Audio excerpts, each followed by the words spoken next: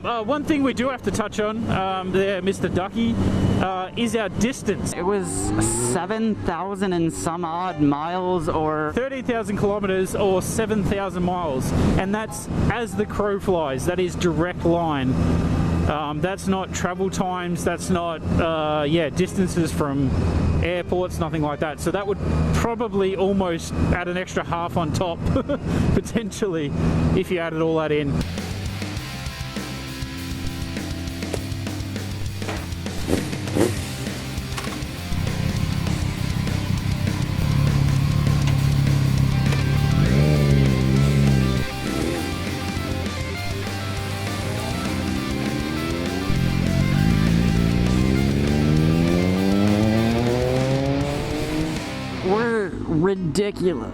ridiculously far away. This is the future, man. This is one of those moments where you're like, no, we are in the future. On that note, thank you, Senna, for making this possible with your Ride Connected app. This is pretty much how we're doing this. Yes, shout out to Cena for that. Senna or Cena, however you want to say it. English or other English. English or the rest of the world. Let's be honest, in America we don't speak English, we speak American. Oh, we speak Aussie, don't worry about that. Yeah, meanwhile all the Brits are over there like, you bastardizing our language. Yeah, how dare you say a word like that. Fuck off. And just what I'm doing now, we can't lane split, but we can filter as well, which means we can go through stop traffic, but we can't ride, you know, down the highway and go in between cars. Right. Because you know, people aren't paying attention, they'll probably change lanes and kill us. But during stop traffic or very slow moving traffic, we can without an issue. So that's kind of nice. That's at least a step in the right direction. See, like, what I'm about to do right now is I'm doing the speed limit and cars around me are not doing the speed limit, so I'm able to filter through that, which is a freaking godsend. So for anybody who doesn't ride, that's the difference, is filtering is while it's stopped, but lane splitting is while it's moving. Yeah, they're very, yeah, basically that's what it means. So filtering is slow moving or stopped traffic, so traffic lights or under 30 kilometers an hour, which is basically, you know, not even your foot on the gas, it's just sort of rolling along. We can go through that as long as you do it safely. We can't be a dick about it, but whereas lane splitting is through any sort of moving traffic, which we can't do here. That's a big no-no. That's that's fines. That's big problems. I know you talked about a little bit with speeding as a big deal there too. Yes, very big deal. I know with you guys over there, you can pretty much set what, 10, 15, 20 over in some cases and be semi-okay. Sometimes they're a little irritated about it, but for the most part they may lower it down to like a 5 to 10 over. That way you don't get a huge fine and they still get their money. Yeah, we could basically, we have speed cameras everywhere, our highways, freeways, random ones here and there just scattered around town, and they will get you for 5Ks over. Wow, that's like 2.5 miles an hour. Yes. We get fined. It was a 60 kilometer an hour zone. I was doing 68. It was $160, I think, and 2 demerit points. Compared to I was doing 70 miles an hour in a 55 mile an hour zone. The cop decided to lower that from a 15 over to a 1 to 5 over, and it was a $50 ticket and a point on my license. I don't know about the points for you. Do you guys have a certain amount of points that you can occur on your license? Ours is 12 a year. I don't remember the number. I think in Michigan it was 20, but don't quote me on that, guys. What we will do though is we'll put the conversion rate for the speed and the dollars and everything down the bottom, just so it makes a bit more sense.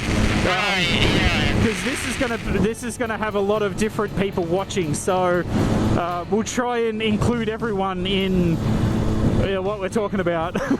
Well, it doesn't help that America is pretty much the only country on the planet that uses 100% the Imperial system anymore. And we don't even use the British Imperial system. We use our own bastardized version of it. Yeah, just make it up as you go. Yeah, that's a mile. Don't worry about it. Literally, our gallons and shit like that are different than UK gallon. That's crazy. I really don't understand why the United States doesn't move to the metric system, other than we just don't want to. It's probably easiness as well.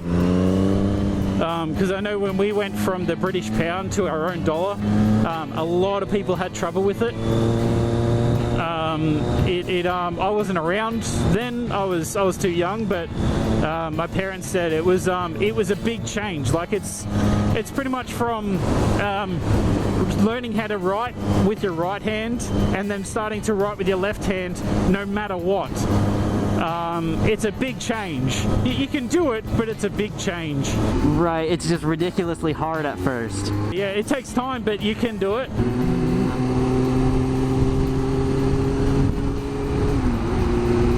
I was riding real nice there and like being real good because there was a cop literally right next to me as I'm taking off, and I'm like, I can't just roll on the throttle here. I was staring his ass down, making the gumpiest face ever in my helmet. I'm so glad I have a mirrored visor because he couldn't see me. But he looked over and saw me and was not amused by the fact that I was staring him down. That's great. But yeah, no, I think that's definitely a good idea to put the conversion rate down in the description for everybody, because otherwise this is just going to be a lot of numbers that make absolutely no sense. Put in some general figures.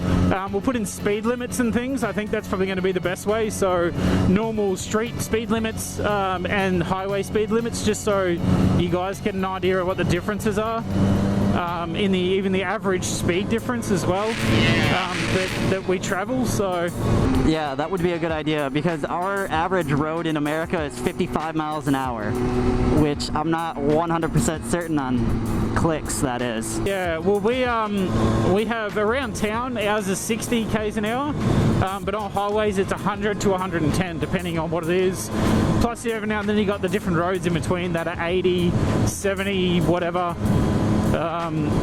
So yeah, but our normal streets, our normal suburban streets are 60. See, the only one I know is 60 is roughly 45 miles an hour, and then 110 or 120 is roughly 60 miles an hour. Yeah, so pretty much I think it's 105 or 106 is your 60. Yes, 120 is our 70. Which we don't even have. We don't have 120 speed limit here anywhere. Really? Nope, not at all. 110's the highest it goes. Other than in the Northern Territory, which on their dirt roads where all the road trains and everything go, they're unlimited. But yeah, there's nothing for thousands and thousands of kilometers that you could possibly hit. It's all desert and nothing. So, you know, if you crash there, you're gonna drive for an hour before you hit something. So wow, that's just insane. I mean, it's kind of like that if you're going through some of the farmland in America, or like the Nevada desert. You could get stuck out there where you're several hundred miles from the nearest city, and it can be pretty dangerous. Yeah, especially if you don't have the car to suit. Or on a motorcycle, if you run out of gas, if you pass up a gas station, like, oh, I don't need gas, and you know, we only have about 120-mile range, and the next gas station is 300 miles. Hey, you're pretty screwed. Yeah, absolutely. Hey, puppy. Hello, puppy. Sorry, there's a dog in front of me. Oh, I want to see the dog. The dog. Oh, that bike sounds so beautiful. I can hear that through the Cena. Oh man. I'm actually. It's one thing that's making me not want to get rid of this bike is the sound. A street triple, a Daytona 675 with an Arrow exhaust is one of the best sounding bikes I think out there at the moment. It's just so raw. It has a slight whistle to it, but it's super screechy, just super like it's just yelling at everything. I mean, that's like my Gixxer. The thing I love about it is the way the ram air growls on this bike. Yeah, this does too a lot. It's if you have the standard exhaust on this, the intake is actually louder than the exhaust. Yes, that's exactly the same thing with the Gixxer. It's just something about the way the ram air is shaped that it growls out through that. And here, I'll actually.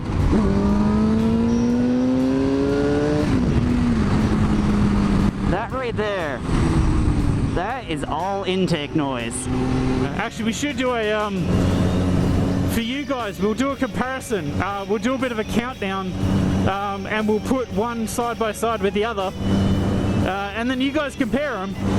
Let us know which one is better. Hey, that's a good idea. Which one do they like better? It's not a bias thing. You can't say just because you like Gixxers better that the Gixxer sounds better, and you can't just say because you like a Daytona better that the Daytona is better. You have to be 100% honest with your response.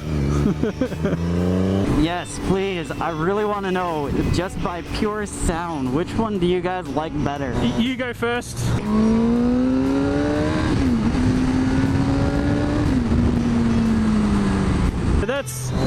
That is Mr. Ducky's, and now mine. Oh, that sounds so beautiful. And also, I sort of have a bit of a advantage here. I also have a quick shifter, which it really enhances the sound because it is full throttle shifting. Okay, I'm gonna find somewhere to turn around here because I'm wandering out into the area where I probably am gonna lose signal. Oh, okay, you're right, no worries. And should not be out here.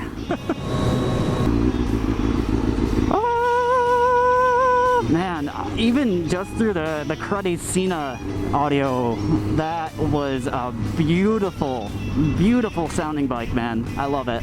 That's definitely one of the reasons why I don't want to get rid of it. It just sounds so good, and everyone that sees it or hears it comments on it. I love it, but it's for the amount of Ks and distance I do, it just is not practical. That's like with me and the Gixxer. For being an 17-year-old bike now, everybody that sees it is like, wow, that's super clean and it's so nice, I bet that's a great ride. And like, you have no idea how uncomfortable this bitch is to ride anywhere more than like 25 minutes.